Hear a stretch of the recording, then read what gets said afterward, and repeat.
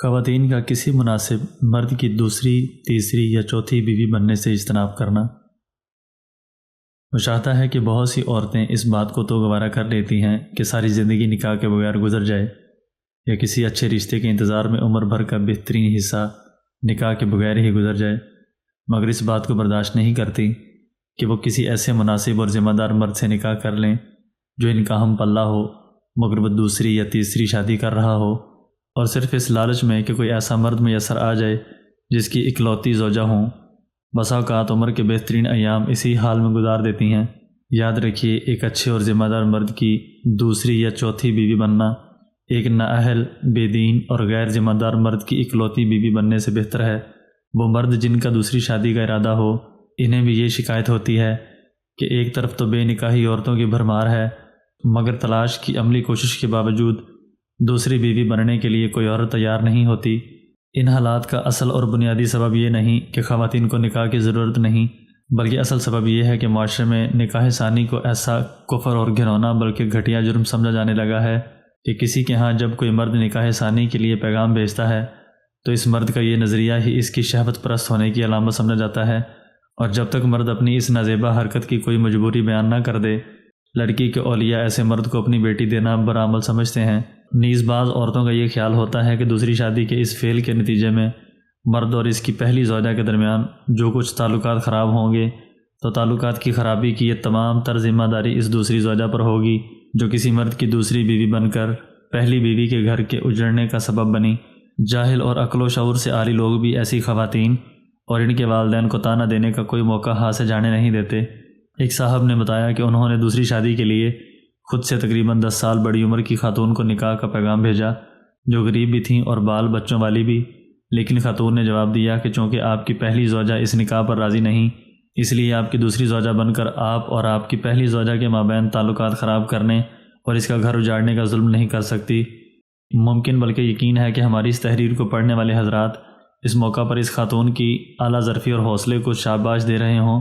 بلکہ اس خاتون کی عظمت کو سلام کر رہے ہوں۔ ہمیں بھی اس خاتون کی اخلاص پر کوئی شک نہیں، مگر یاد رکھیے اس موقع پر خاتون کا یہ جواب دے کر ایک مناسب رشتے سے انکار شریعت کے احکام سے مکمل بے خبر ہونے کی دلیل ہے، کیونکہ شریعت کی نظر میں کسی عورت کا اس موقع پر پیغام نکاح قبول کر لینا مسترد کر دینے سے بہرحال زیادہ پسندیدہ ہے۔ یاد رکھیے، شریعت اس موقع پر اس عورت کو ظالم نہیں کہتی جو پہلی بیوی کی اجازت کے بغیر کسی مرد کی دوسری زوجہ بننا قبول کر لے، بلکہ ظالم وہ عورت ہے جو ایک ایسے مرد پر قبضہ کر کے بیٹھ گئی جو 4 عورتوں کی رہائش کا انتظام کر سکتا تھا، 4 عورتوں کو شوہر والی محبت دے سکتا تھا، 4 عورتوں کے لباس اور خوراک کا ذمہ دار ہو سکتا تھا، ایسی 4 عورتوں کو عفت و پاک دامنی فراہم کر سکتا تھا جو معاشرے میں بہودگی اور بے حیائی کے اشاعت کا سبب بن سکتی ہیں۔ لہٰذا مسلمان خواتین کو یہ بات خوب اچھی طرح ذہن نشین کر لینی چاہیے کہ مرد کی پہلی بیوی بلکہ پورا خاندان راضی ہو یا ناراض، ایسے موقع پر عورت کا یہ سوچنا سراسر جہالت پر مبنی ہے کہ دوسری بیوی بننا قبول کر لینے میں کس پر ظلم ہوگا۔ اگر آپ کا یہ خیال ہے کہ نکاح ثانی کے لیے پیغام بھیجنے والا مرد آپ کے ساتھ عدل اور حقوق کی ادائیگی والا معاملہ برقرار رکھ سکے گا تو سب سے بڑے بادشاہ اور خالق نے آپ کو پوری اجازت دی ہے کہ آپ اپنے اور قوم کے اجتماعی مفاد کے پیش نظر بلا جھجک اس کا پیغام قبول کر لیں، خواہ مرد کے اس فعل پر اس کی پہلی زوجہ یا خاندان کی طرف سے کیسا ہی رد عمل ہو۔ ایسے موقع پر اللہ اور اس کے رسول صلی اللہ علیہ وآلہ وسلم ایسے افراد کو ظالم قرار دیتے ہیں جو ایک مرد سے وابستہ نکاحوں کی مصلحتوں میں ایک عورت کے ساتھ کسی دوسری عورت کی شرکت کو تو گوارا نہیں کرتے، مگر قوم کی دوسری عورتوں کو بے نکاحی کی زندگی پر یا نااہل لوگوں سے نکاح پر مجبور کر رہے ہوتے ہیں۔ ایک عرب عالم فرماتے ہیں، ایک تو وہ لوگ ہیں جو ایک سے زائد نکاح کرنے والے شخص کے عمل کو پسندیدگی کی نگاہ سے دیکھتے ہیں اور اس کے نتیجے میں پہلی بیوی کی تکلیف کی پرواہ نہیں کرتے، عورت کو ترغیب دیتے ہیں کہ وہ کسی مرد کی دوسری، تیسری یا چوتھی بیوی بننے سے گریز نہ کرے، اور یوں ایسے لوگ عورت کو اللہ کے حکم سے ثابت شدہ ایسی بات کی دعوت دیتے ہیں جس میں عدل و انصاف، عورت کا تحفظ، اس کی پاک دامنی کی حفاظت اور اس کے علاوہ بھی خصوصی اور قوم کی عمومی مصلحتیں پوشیدہ ہیں۔ تو ہم آپ کو اللہ کا واسطہ دے کر پوچھتے ہیں کہ یہ لوگ عورت کے حق میں زیادہ بڑے ظالم ہیں یا وہ لوگ ان سے بھی بڑے ظالم ہیں جو عورتوں کو کسی بھی عنوان سے ایسے مرد سے نکاح سے باز رکھنے کی کوشش کرتے ہیں جو ایک سے زائد بیویاں رکھتا ہو، اور یوں ایسے لوگ در حقیقت اپنے اس اقدام کے ذریعے ایسی عورت کی عزت کو داؤ پر لگانے کی کوشش کرتے ہیں، بزبان حال اسے ذلت والی زندگی کی دعوت دے رہے ہوتے ہیں اور نکاح کی فضیلت والی زندگی سے روک رہے ہوتے ہیں، اور یوں اس کی نگاہوں میں ایک قبیح کام کو اچھا اور نکاح والی زندگی جیسے اچھے کام کو گھٹیا بنا رہے ہوتے ہیں۔ حتیٰ کہ بسا اوقات تو ایسے لوگ اپنے اس اقدام سے ایسی عورت کو فسق و فجور میں مبتلا اور اس کی نگاہوں میں زنا کو پسندیدہ بنا دیتے ہیں، جس کے نتیجے میں ایسی عورت ازدواجی زندگی کے بہترین ایام سے اور اپنی زندگی کو نفع بخش بنانے سے محروم ہو جاتی ہے، اور بعض مرتبہ تو اپنی جنسی خواہش پر قابو نہ پاتے ہوئے زنا میں عملاً مبتلا بھی ہو جاتی ہے۔ پھر اگر حاملہ ہو جائے تو کوئی ایسا شخص نہیں پاتی جو حمل کی ان تکالیف میں اس کا بوجھ ہلکا کرے اور اس کے ساتھ تعاون کرے۔ پھر اگر بچے کی ولادت ہو تو ایسا بچہ جنم دیتی ہے جو پیدائش کے دن سے ہی یتیم ہوتا ہے اور شرعی نسب کی شرافت اور باپ کے باعث حاصل ہونے والی عزت سے محروم ہوتا ہے، اور پھر اس بچے کی ماں اپنے اور اس بچے کے خرچے اور تربیت کی تنہا ذمہ دار بنتی ہے، اور بچہ بھی اسی یتیمی میں زندگی گزارتا ہے۔ بس ان دونوں قسم کے لوگوں میں کون بڑا ظالم ہے؟ شاید کہ جواب واضح ہے۔ ایک عرب عالم کا ایک اور اہم فتویٰ۔ ایک خاتون نے سعودی عرب کے ایک مشہور حنبلی عرب عالم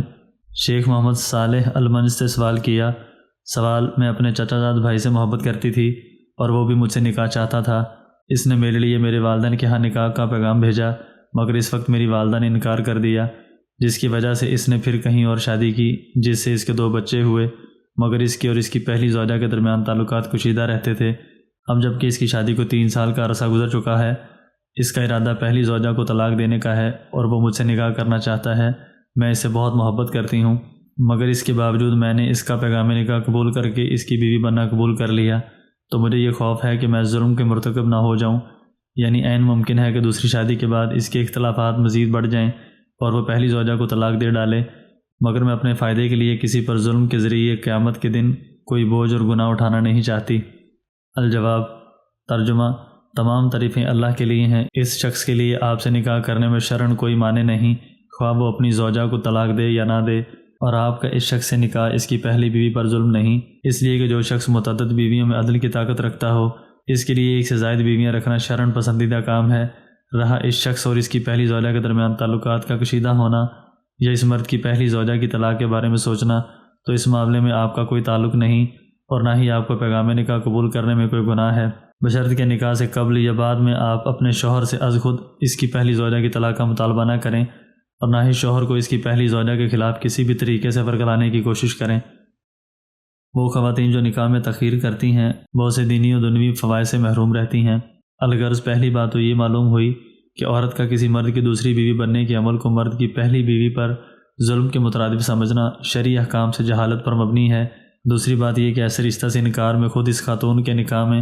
مزید جو تاخیر ہوگی تو شریعت اس تاخیر کو پسند نہیں کرتی۔ شریعت یہ بات پسند کرتی ہے کہ کوئی بھی مسلمان عورت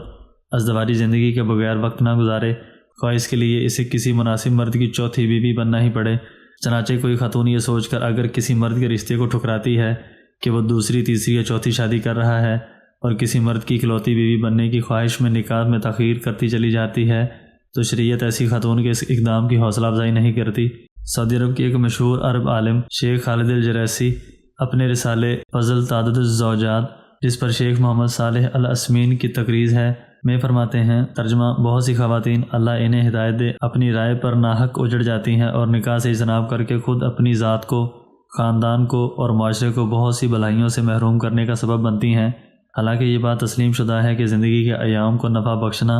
اور انہیں ضائع ہونے سے بچانا ایک ضروری کام ہے۔ مسلمان کی شان ہے کہ وہ بہت عقل مند اور باریک بین ہوتا ہے۔ بعض خواتین کے بارے میں مشاہدہ ہے کہ جب انہیں طلاق ہو جائے یا شوہر کا انتقال ہو جائے تو بچوں کی تربیت اور ان کی خبر گیری میں مصروفیت کے حوالے دے کر آئندہ کے لیے نکاح سے اجتناب کرتی ہیں، مگر ایسا قدم اٹھاتے وقت یہ بات ذہن سے اوجھل نہیں ہونی چاہیے کہ یہ خواتین ایسا کر کے خود اپنے آپ کو اور اپنی اولاد کو اور معاشرے کو بہت سے فسادات میں مبتلا کرنے کا سبب بنتی ہیں، جس کا خلاصہ نمبر وار یہ ہے